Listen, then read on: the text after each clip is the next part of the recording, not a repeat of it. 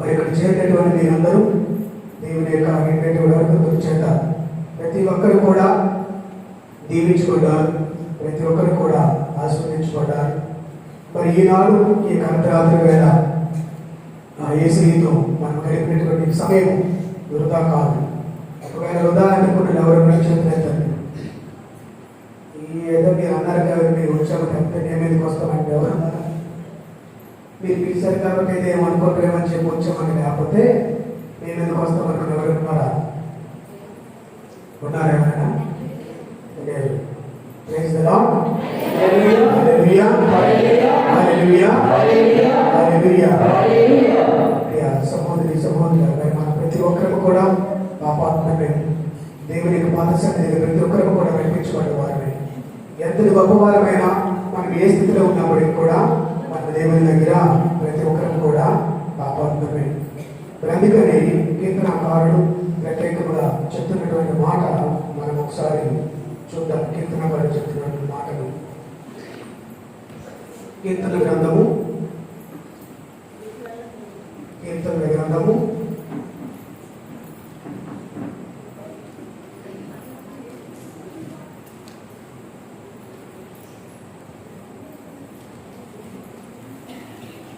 17వ అధ్యాయం 2వ వాక్యం చూడండి. కీర్తన గ్రంథము 17వ అధ్యాయం 2వ. చూడండి, ఎవరి నుండి న్యాయం జరుగుతుంది? దేవుడి నుండి మనకు న్యాయం జరుగుతుంది తప్ప మనుషుల నుంచి న్యాయం అనేటువంటిది జరగదు. అయితే ఏంటి న్యాయము అంటే, దేవా నేను నీ ప్రత్యేకంగా మరపెట్టి అడుగుతున్నాను, ఈ లోకంలో ఇది ఎలా జీవించాలో, ఏ విధంగా మాట్లాడాలో, ఏ విధంగా ఉండాలో ఆ విధమైనటువంటి జీవితాన్ని నాకు నేర్పించినటువంటి కర్తము నీకు మాత్రమే. అందుకని ఈ లోకములో దుర్మార్గమైనటువంటి వారిని నువ్వు ఒకలా చూస్తున్నావు, నీ చేతి మన జీవితాన్ని జీవించినప్పుడు జ్ఞాపకలా చూస్తున్నావు. కానీ నీ నుండి నాకు న్యాయము తప్పనిసరిగా జరిగి తీరును. ఏంటి న్యాయమైనటువంటిది అంటే, ఈ లోకంలో నువ్వు ఏది కావాలని దేవుడు అడుగుతున్నావో అది నీకు ఇవ్వాలని దేవుడు నీ కోసం ఎదురు చూస్తున్నటువంటి సమయంలో దాన్ని తప్పనిసరిగా దేవుడు నీ కోసం మాత్రమే ప్రత్యేకించబడుతున్నది. అందుకని ఆ న్యాయమైనటువంటిది ఎవరికి జరగాలి, ఎవరికి ఇవ్వబడాలి? న్యాయమైనటువంటిది నీతిమంతునికే జరగాలి. ఎవరికి ఇవ్వబడాలి? నీతిమంతులు మాత్రమే ఇవ్వబడాలి. ఎవరు దీవించబడాలి? నీతిమంతులు మాత్రమే దీవించబడాలి. ఎవరికి మోక్షం రావాలి? నీతిమంతులు మాత్రమే మోక్షం రావాలి. ఎవరికి ఉన్నతమైన జీవితం ఇవ్వాలి? నీతిమంతులు మాత్రమే ఇవ్వాలి. కాబట్టి ఈ లోకంలో నేను జీవిస్తున్నటువంటి నా జీవితంలో నీతియుక్తమైనటువంటి న్యాయ నిర్ణయం ఎవరంటే నీవు మాత్రమే. ఒకసారి గట్టి చెప్పకూడదు. హల్లెలూయా హల్లెలూయా హల్లెలూయా హల్లెలూయా. అంటే నీతియుక్తమైనటువంటి జీవితాన్ని జీవించడానికి దేవుడైనటువంటి ఆయన ఈ పరిశుద్ధాత్మని సర్వేశ్వరుని యొక్క ప్రేరణ చెప్తాను. అదే విధంగా అదే యేసయ్య ప్రత్యేకంగా దివ్య సంప్రసాద మందసమలో మన కోసమై ప్రత్యక్షమై మనందరి యొక్క పాపలను కూడా తీర్చడానికి ఆయన ఇక్కడ వచ్చి ఉన్నాడు. ప్రియ సహోదరి సహోదరులారా, అలాంటి దేవుడు ప్రత్యేకంగా ఆయన అంటూ ఉన్నాడు, నీవు కానీ నేను కానీ వేదన పడినప్పుడు, నీవు కానీ నేను కానీ కన్నీరు కార్చినప్పుడు, మన బాధలైనటువంటి అనేక రకములుగా ఉండినప్పుడు ఆయన అంటున్నటువంటి మాట కీర్తనకారుడు చెప్తూ ఉన్నాడు. కీర్తన గ్రంథం 56వ అధ్యాయము 8వ వాక్యంలో చెప్తూ ఉన్నారు, నా వేదనను నేను గుర్తించినవి, నా వేదనను నేను గుర్తించింది. నా వేదన ఎటువంటిది ఏమిటి అంటే, నీకు ప్రార్థన మధ్య నేను చెప్పాను, నీ వేదన ఎటువంటిది? అయ్యో నాకు వెళ్లి లేదు, అది నీ వేదన. ఉద్యోగం లేదు, నీ వేదన. ఆరోగ్యం లేదు, నీ వేదన. నీ కుటుంబం బాగలేదు, నీ వేదన. నీ బిడ్డలు సరిగ్గా లేదు, నీ వేదన. నీ పంట సరిగ్గా పండట్లేదు, నీ వేదన. నీకు మనశ్శాంతి లేదు, నీకు వేదన. నీ ఇంట్లో ఉంటుండగానే నీ ఆయన వేరే వాళ్ళతో వెళ్తూ ఉన్నటువంటి జీవితాన్ని చూసిన తర్వాత పడేది వేదన. నీ జీవితంలో నీ సంతోషం లేదు, వేదన. ఇలాంటి రకాలైనటువంటి వేదనలు కూడా నీ జీవితంలో జరుగుతుంటే రేపు అంటున్నాడు, మా నీ జీవితంలో ప్రత్యేకంగా ఆ యొక్క వేదన, ఆ యొక్క శోధన, ఆ యొక్క రోదన అనేటువంటిది నేను తప్పనిసరిగా దాన్ని గమనిస్తున్నాను. నేను గమనించగలుగుతున్నాను ఏంటి, నువ్వు కాల్చిపోయింది కన్నీటిని కూడా నేను ప్రత్యేకంగా లెక్కిస్తూనే ఉన్నాను. నీ యొక్క వేదన అనేటువంటి నేను గుర్తించుకుంటున్నాను. నీకు న్యాయం చేయాలని నేను ఎదురు చూస్తూనే ఉన్నాను. ఈ న్యాయం ఎప్పుడు చేయాలి, ఎవరి కోసం చేయాలనేటువంటి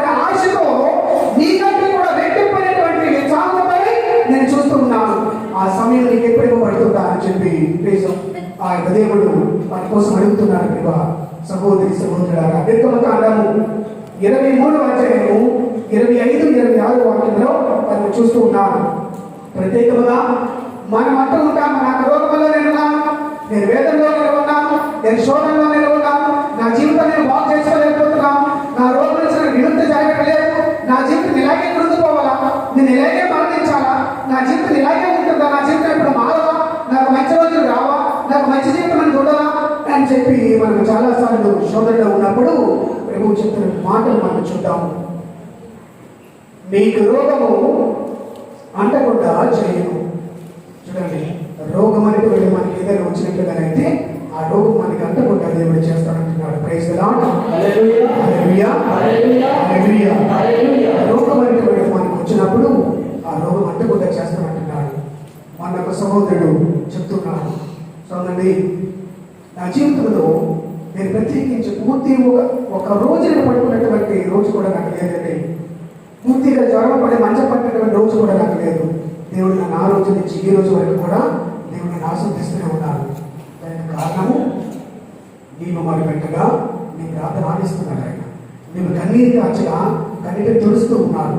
నువ్వు శోధనలో ఉండగా విడుదల దయచేస్తున్నాడు. నువ్వు ఆకలి దెబ్బతలో ఉండగా ఏ క్షణం నీకేది అవసరం, ఎలాగైతే పని ఇవ్వాలి, ఏ రీతిలో నీకు ఉద్యోగం ఇవ్వాలి, ఏ రీతిలో పని కల్పించాలో, నువ్వు ఎలా సంపాదించుకోవాలో దాన్ని సంపాదించుకునే ఆలోచన కూడా ఆయన ఇచ్చి, ఇదిగో ఈ రోజు నువ్వు పనికి వెళ్ళినట్లయితే దీని ద్వారా నీ కుటుంబం బ్రతుకుతుంది, ఈ రోజు నీ పనికి వెళ్ళినట్లయితే నీకు వచ్చే సంవత్సరానికి డబ్బులు నిలబడతాయి అని చెప్పి దేవుడిని ప్రత్యేకంగా మార్గమైనటువంటి దారి చూపించుకుంటూ ఆయన వెళుతున్నాడు. ప్రియ సహోదరి సహోదరులు, అలాగే అదే వాక్యం మీరు చదవండి. నిర్గమకాండం 23వ అధ్యాయం 25, 26 వాక్యం.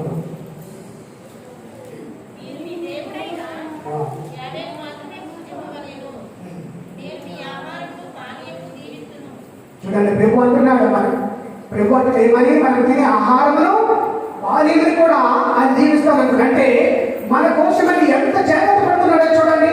మనం పీల్చే గాలి, మనం తినే ఆహారము, తాగే నీరు, ఉండే స్థలము, ఉండేటువంటి ఇల్లు, బిడ్డలు, ప్రతి ఒక్కటి కూడా ఆయన దీవించడానికై సిద్ధంగా ఉన్నాడు. Praise the lord. Hallelujah, hallelujah. ప్రతి ఒక్కటి కూడా దీవించడానికై సిద్ధంగా ఉన్నటువంటి దేవుడిని మనం ఏం చేయాలి? గట్టిగా చప్పట్లు కొట్టి మనము స్తుతించాలి. గట్టిగా చప్పట్లు కొట్టాలి.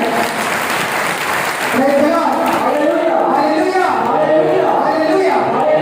దేవుడు అంటున్నాడు, ఏమని, నువ్వు తినే ఆహారాన్ని దీవిస్తాను, నువ్వు తాగే నీరును ఆస్వాదిస్తాను, నువ్వు ఉండే ఇల్లును ఆస్వాదిస్తాను, నీ భార్యను ఆస్వాదిస్తాను, నీ బిడ్డలను దీవిస్తాను, నీ భర్తలను దీవిస్తాను, నీ పాడి పంటను ఆస్వాదిస్తాను, నీ ఉద్యోగాన్ని ఆస్వాదిస్తాను, సమస్తమని కూడా ఆస్వాదించి దీవించి నీ చేతిలో పెట్టి ఇదిగో నువ్వు తీసుకెళ్ళని చెప్పి దేవుడికి ఇస్తాను అంటున్నాడు. ఎంత గొప్పదైనటువంటి భాగ్యము, ఎంత గొప్పదైనటువంటి బహుమతి. ప్రియ సహోదరి సహోదరులారా, దేవుడు అలాంటి ఉన్నతమైనటువంటి దాన్ని మనకి ఇవ్వడానికి ప్రత్యేకంగా ఆయన చూస్తూ ఉన్నాడు. తర్వాత వాక్యం చదవండి. నీ నెలలో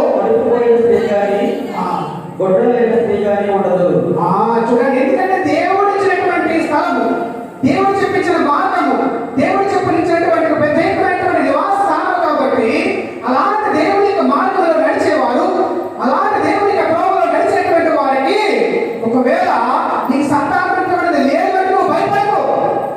ఎందుకు భయపడదంటే నీవు నమ్ముకున్నటువంటి దేవుడికి తరపున ఉన్నాడు కావున నీకంటూ ప్రత్యేకంగా ఒక స్థానమైనటువంటి ఇవ్వబోతూ ఉన్నాడు. నీకు బిడ్డలు లేనటువంటి నీవు ప్రత్యేకంగా బాధపడవలసిన లేదు. ఆ దేవుడే చెప్తూ ఉన్నాడు, ఏమని, ఇదిగో నేను నీ కోసమై సిద్ధం చేస్తూ ఉన్నాను. ముద్రాలని చెప్పి నువ్వు బాధపడవు, బిడ్డలు లేదని నువ్వు బాధపడవు, నీ పంట కూడా పండలేదని నువ్వు బాధపడవు, ఉద్యోగం లేదని కూడా నువ్వు బాధపడవు.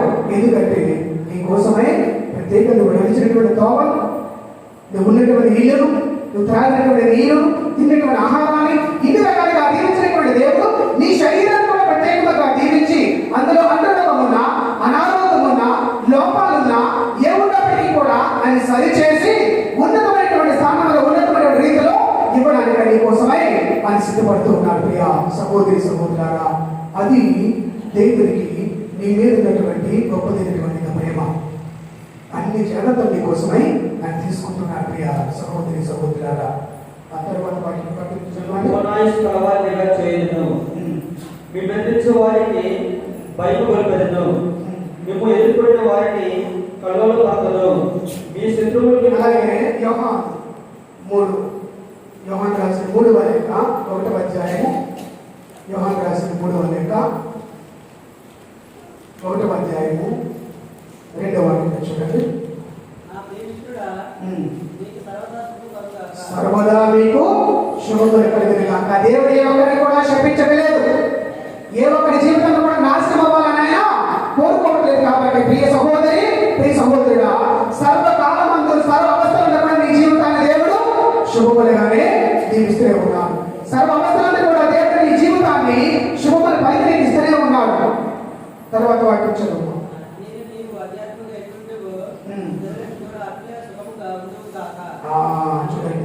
నువ్వు ఆత్మ ఎందుకు కూడా ఎలాగైతే ఒత్తిళ్ళు ఉంటున్నావో అదే విధముగా శారీరకంగా కూడా దేవుని యందు నువ్వు ఒత్తిడి విధముగా అది చేస్తూ ఉంటావు.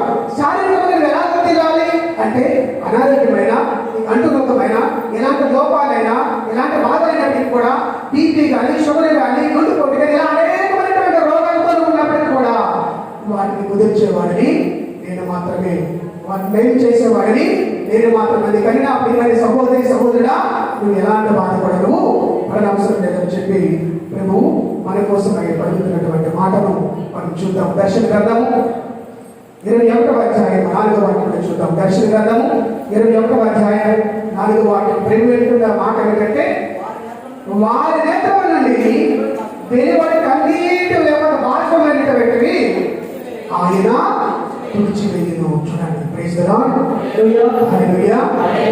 కీర్తనకారుడు కూడా చెప్పిన మాట ఏమిటంటే, నువ్వు కాచిన ప్రతి కన్నిటిని కూడా నేను తుడిచివేయబోతున్నా, నువ్వు కాచిన ప్రతి కన్నీటి గుడ్డను కూడా నేను లెక్కించుతూ ఉన్నా, నువ్వు కాచిన ప్రతి కన్నీటి బట్టుకు కూడా తగినటువంటి సమాధానాన్ని నేను ఇవ్వబోతున్నాను చెప్పిన అదే దేవుడు దర్శన గ్రంథంలో యోహాను గారి ద్వారా చెప్తున్న మాట ఏమిటంటే, ఈ లోకంలో ఉన్నతమైనటువంటి జీవితం ఎవరైతే జీవిస్తూ ఉన్నారో, ఉన్నతమైన భాగ్యాన్ని ఎవరైతే కల్పించుకుంటూ ఉన్నారో, అటువంటి వారికి ఈ లోకములో నీవు జీవించినప్పుడు, ఈ లోకములో నువ్వు కన్నీరు కాల్చినప్పుడు, ఈ లోకములో నువ్వు ఏడ్చినప్పుడు, ఈ లోకములో నువ్వు శోధించినప్పుడు, ఈ లోకములో నువ్వు రోధించినప్పుడు, ఈ లోకములో సతమతం అవుతున్నటువంటి జీవితంలో కూడా నీ కన్నీటి నేను కాల్చిన ప్రతి ఒక్క నేత్రం కూడా, ప్రతి కన్నీటి గుడ్డను కూడా ఖచ్చితంగా ఆయన చెప్తున్నటువంటి మాట మనం ఒకసారి చూద్దాం. వారి నేత్రముల నుండి వెలువడు కన్నీటిని ఆయన తుడిచివేయును. కన్నీటి తుడిచివేసిన తర్వాత ఆయన అంటున్నాడు, దేని కన్నీటిని వేడుతున్నా, అయ్యో నేను చనిపోతానేమో, అయ్యో నేను మరణిస్తానేమో, అయ్యో నా జీవితం ఎక్కడితో సమసిపోతుందేమో, నువ్వు బాధపడుతున్నావేమో, కానీ అలాంటి మీరు బాధపడలేదు. కానీ నీ కన్నీటిని తుడుస్తాడు ఆయన, గొంతు నుంచి తప్పిస్తాడు, ఏడుపు ఉండదు, నీకు బాధ ఉండదు, ఏమాత్రం కూడా నేను కూడా లేకుండా నీ జీవితంలో పొందటమైనటువంటి భాగ్యాన్ని దేవునికి ఇస్తానని తెలుపుతున్నాడు. ప్రియ సహోదరి, సహోదరులారా, ప్రత్యేకముగా రాజుల మొదటి గ్రంథము 20వ అధ్యాయము 5వ వాక్యం చూడండి. రాజుల మొదటి గ్రంథము అధ్యాయం 20 వాక్యం 5.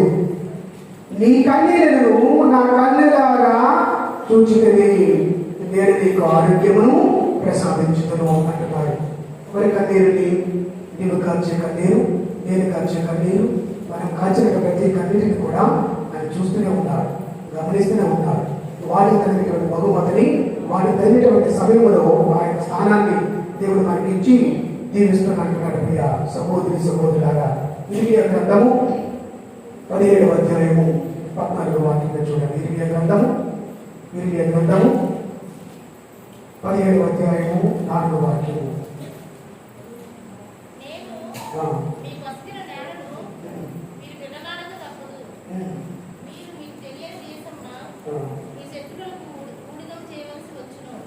ప్రభువు నీవు నాకు చికిత్స చేసినచో 17:4 ప్రభువు నీవు నాకు చికిత్స చేసినచో నేను సంపూర్ణ ఆరోగ్యవంతుడు అవును అంటున్నాడు. ప్రైజ్ ది లార్డ్, హల్లెలూయా, హల్లెలూయా.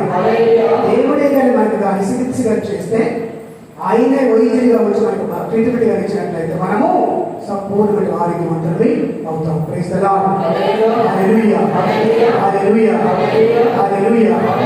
అయితే చూడండి, తండ్రి సర్వేశ్వరుడు నాకు పలికిన మాటలు ఏమిటంటే, ఆ దేవుడే మన దగ్గరికి వచ్చి బాగు చేసినట్లయితే సంపూర్ణమైన ఆరోగ్యమైనటువంటిది ఇవ్వబడుతుంది. నిజంగా 50 దేవుడి వాళ్ళ దగ్గరికి వచ్చాడా? రాలేదు. కానీ ఏం చేశాడు ఆయన? మాట మాత్రమే పలికాడు. చూడండి, ఇదే మాటని శతాధిపతి సేవకుని కోసం అంటున్నాడు, ప్రభువా నీవు నా ఇంటిలో ప్రవేశించడము నేను పాత్రలు కాను, మీరు ఒక మాట పలికిన చాలును సేవకుడు స్వస్థత పొందుతాడని చెప్తూ ఉన్నారు. అదే విధముగా తండ్రి సర్వేశ్వరుడు కూడా అంటున్న మాట ఏమిటంటే, ఇదిగో నువ్వు ఎక్కడున్నప్పటికీ కూడా నీవు నన్ను నమ్ముకున్నటువంటి వాడు కాబట్టి, నా మీద నువ్వు ఆధారపడ్డావు కాబట్టి, అలాంటి జీవితానికి నేను ప్రత్యేకంగా నీకు అనుగ్రహాన్ని ఇస్తున్నాను, సంపూర్ణమైన ఆరోగ్యాన్ని నేను చేకూరుస్తున్నానని చెప్పి ప్రభు పలుకుతున్నాడు. ప్రియ సహోదరి సహోదరులారా, యేసయ్య దగ్గరికి వచ్చినటువంటి వారు కూడా ప్రత్యేకంగా దీవించబడుతున్నారు. యేసయ్యని అడిగినటువంటి వారు కూడా ఆస్వాదించబడుతున్నారు. మరి ఇక్కడ చూసినట్లయితే యేసయ్యే అనారోగ్యంతో ఉన్నటువంటి వ్యక్తిని వెతుక్కుంటూ వాళ్ళ దగ్గరికి వెళ్తూ ఉన్నారు. చూడండి, ఫాదర్ గారు కూడా మీకు మొదటి చెప్పిన మాట, ఒక వ్యక్తి పక్షవాత రోగి ఎన్నో సంవత్సరాల నుంచి ఆయన కోనేరు దగ్గర ఆయన ఉంటూ ఉన్నాడు.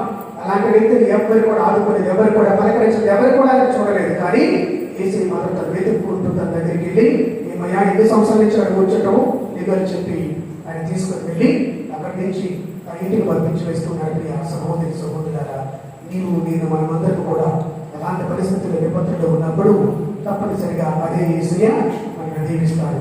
అదే యేసయ్య మనల్ని ప్రత్యేకంగా ఆశీర్వదిస్తాడనేటువంటి నమ్మకంతో ప్రత్యేకంగా మనం ప్రార్థించుకుందాం. ప్రియ సహోదరి సహోదరులారా, అందరూ కూడా మోకరించండి.